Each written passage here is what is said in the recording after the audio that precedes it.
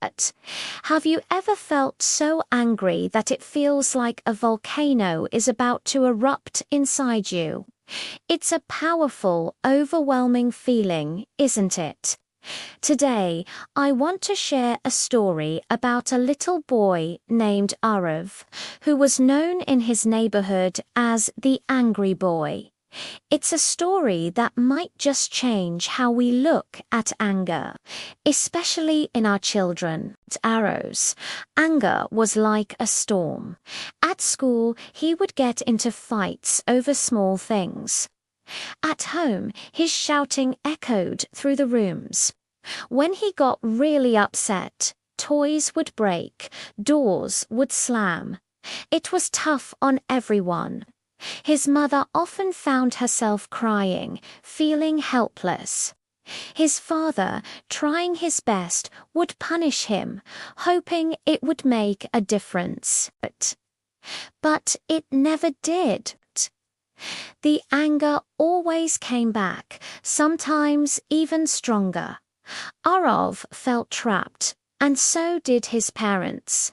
They loved him dearly, but they just didn't know how to reach him through the rage. Then one afternoon, something shifted. Araf's grandfather came to visit.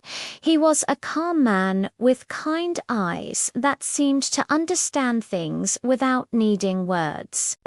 Instead of scolding Arav for his latest outburst, Grandpa sat down next to him on the floor, quietly, just being present.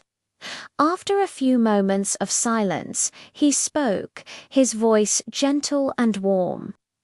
"Beta," he said, using the affectionate term for son, "anger is not your enemy. It's your alarm.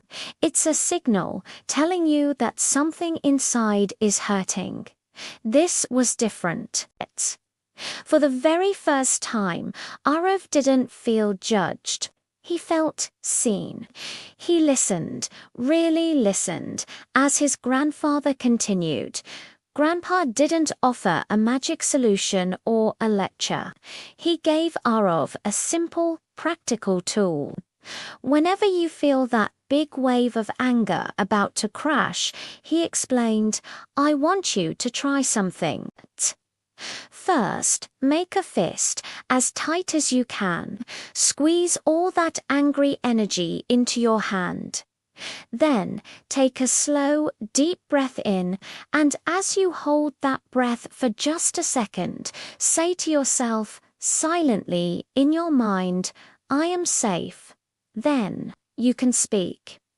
It sounded so simple. Almost too simple, but Arav was willing to try anything.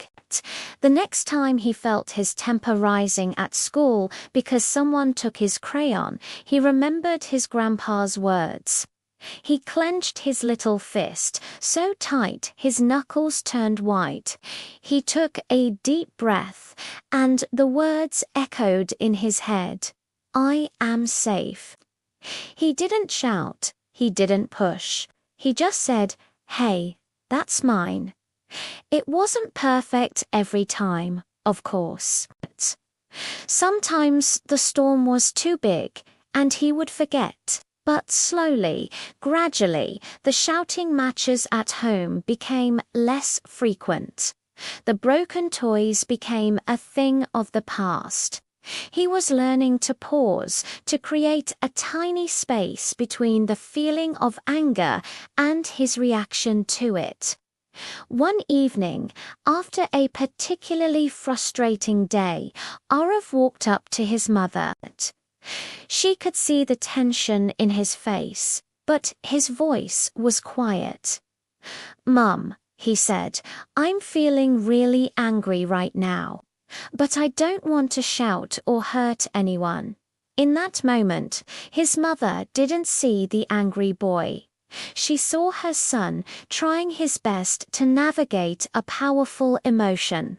She wrapped him in a tight hug, her heart filled with a mix of relief and love. "I'm so proud of you," she whispered into his hair. We'll figure this out together. We'll learn together.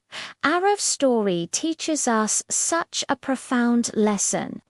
So often, when a child acts out, our first instinct is to correct the behavior, to punish the action. But what if, instead, we saw the behavior as a signal, a cry for help? Arav wasn't a bad kid. He was a kid in pain, a kid who didn't have the tools to express his hurt in a healthy way. He didn't need more punishment, which only added to his hurt. He needed someone to understand the pain underneath the anger. He needed a guide, like his grandfather, to show him a different path. This is true for so many children. Their anger, their tantrums, their defiance, it's often an alarm bell, just like Grandpa said. It's signaling fear, frustration, sadness, or a feeling of being overwhelmed.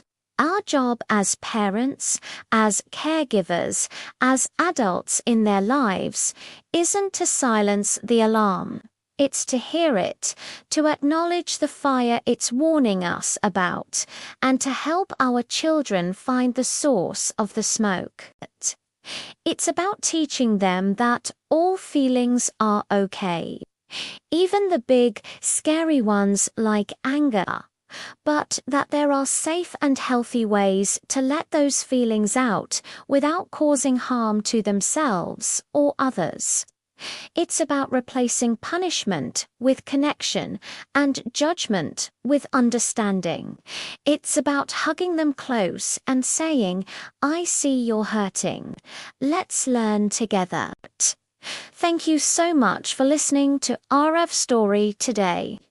If this resonated with you, please consider subscribing for more stories that help us understand ourselves and each other a little better.